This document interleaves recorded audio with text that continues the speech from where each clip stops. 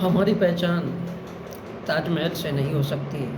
इस भारत की पहचान रामायण से हो सकती है। इस भारत की पहचान वेदों से हो सकती है। इस भारत की पहचान श्रीमद् भगवत गीता से हो सकती है, पुराणों से हो सकती है।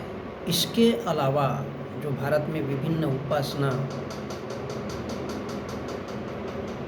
विधियाँ है, उनसे भारत की पहचान हो सकती है।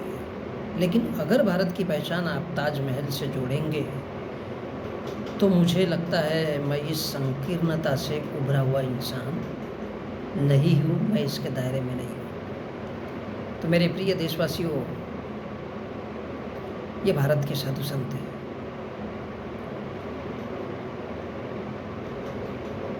ये भारत के साधु संत हैं। इस देश की पहचान, अब ताजमहल ऐसा माना जाता है कि प्रेम की निशानी है, लेकिन सच में अगर भारत में प्रेम की निशानी अगर मानी जाए तो सम्राट अशोक के द्वारा विदिशा कुमारी, जो विदिशा में स्थित है, जिसे स्तूप कहा जाता है, आई डोंट नो वो क्या है, लेकिन वो प्यार की निशानी है। उसे विदिशा रानी के प्यार के लिए बनाया गया था, क्योंकि उनका विवाह प्रेम विवाह था सम्राट अशोक का। लेकिन जैसे ही या तो बुद्ध की बात होती है इस देश में, तो इस देश का जो हिंदू समाज है, जो धार्मिक ढांचा है, वो पूरी तरह से तहस नहस हो जाता है। ये इस देश के इतिहास की सबसे बड़ी विशेषता है। तो ब्राह्मण शिक्षा देता है इस देश के साधु संतों को, अपने ग्रंथों में लिखता है, वेद, पुराण, उपनिषद, कुरान, ये सब लिखने के पीछे सिर्फ एक ही मकसद है, इंसानों को जानवर बनाना।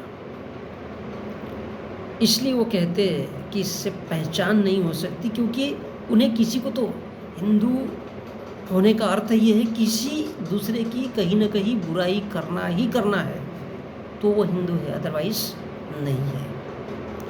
तभी वो ब्राह्मण है, अदरवाइज नहीं है। बगैर किसी की बुराई किए वो रह ही नहीं सकता है। इसलिए वो कहता है, जबकि मुस्लिम बाद में भारत में आए, मौर्य काल में ही वो तकरीबन 150 सालों का जो राज था, वो सारा का सारा ढांचा बना दिया गया। उसके बाद भी कनिष्क, मिनेंडर, हर्षवर्धन, ये सब शासक हुए, लेकिन वो काल एक वास्तव में अद्भुत काल था, मौर्य काल। तो इनके कहने का मतलब है कि भारत की पहचान भगवत गीता से हो सकती है। तो फिर भारत की पहचान बुद्ध से क्यों नहीं है? इस देश के कण कण में बुद्ध है। पूरे वर्ल्ड में तीसरे नंबर का या तीसरे नंबर का सबसे बड़ा धर्म कहिए, धम्म कहिए, पूरे वर्ल्ड को दिशा देता है, वो भारत का बुद्ध का विचार मार्ग है। अगर धर्म कह लेते हो या धम्म कह लेते हो, तो वो बुद्ध का विचार मार्ग है। वो भारत की पहचान क्यों नहीं? फिर इस देश के साधु संत वो वास्तविकता क्यों नहीं बाकी लोगों को कहना चाहते? हाँ, लेकिन वो ये कह सकते हैं कि श्रीमद् भागवत गीता से। तो जनाब, बुद्ध से भारत की पहचान क्यों नहीं? इस देश के कण कण में, इस देश के मिट्टी मिट्टी में भरा है। ये अलग बात है कि उपनिषद, कुरान, वेद, अथर्ववेद, सामवेद, यजुर्वेद, इनके द्वारा इस देश की इतिहास, भूगोल, ज्योग्राफी को बदल दिया गया है। इस देश का साधु संत कभी भी ये नहीं कहेगा, क्योंकि उसे जलन होती है बुद्ध का जब भी नाम आएगा, या सपोज इन विचारों का इंसान जब इस देश की धरती पर कोई पैदा होगा, तो खुद को हिंदू कहने वाला या खुद को ब्राह्मण कहने वाला या खुद को ठाकुर या बनिया, ये कभी भी उन इंसानों को जीने नहीं देगा, क्योंकि ऐसा इंसान उनकी पूरी की पूरी धार्मिक व्यवस्था को तोड़ देता है और इंसानों को इंसान बनाने लायक जोड़ देता है, उन्हें उस मार्ग पर लाके खड़ा कर देता है। इसलिए इनको कभी सहन नहीं हो सकता, और यही वजह है कि वो फर्स्ट बुद्ध भारत, फिर ब्राह्मण भारत, फिर मुस्लिम भारत। और इसलिए भारत का वो चाहे बड़े से बड़ा साधु संत हो, उनकी सभा में जाइए और कभी देखिए वो मुस्लिम से हमेशा नफरत करता दिखाई देगा। क्योंकि इस देश का जो SC ST OBC है, उसके दिमाग में कभी भी ये बात नहीं आना चाहिए, कभी भी ये बात नहीं आनी चाहिए कि वो बुद्ध की संतान है और ये देश, इस देश की नींव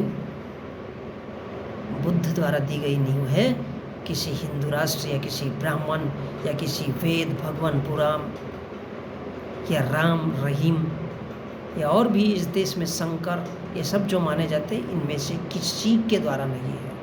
और इसलिए ब्राह्मणों ने उपासना, विधि, पूजा, ये सब भारत के बुद्ध के विचारों के खिलाफ ही रखी है। बुद्ध ने कहा उपवास करने से कोई फ़ायदा नहीं है। आज का साइंस कहता है उपवास करने से हमारी शक्ति कमज़ोर होती है, हमें बीमारियां घेर लेती है। लेकिन वहाँ पर आपको उपवास करना है, आपको उन विधियों के अनुरूप चलना है। वहाँ पर आपको सिर्फ एक बेवकूफ़ी भरे माहौल में चलना है। और जब जिसको हज़ारों, लाखों, करोड़ों लोग मानते आए हो, तभी तो वो धर्म बनता है। वरना क्या है, धर्म जैसी कोई चीज़ ही नहीं होती।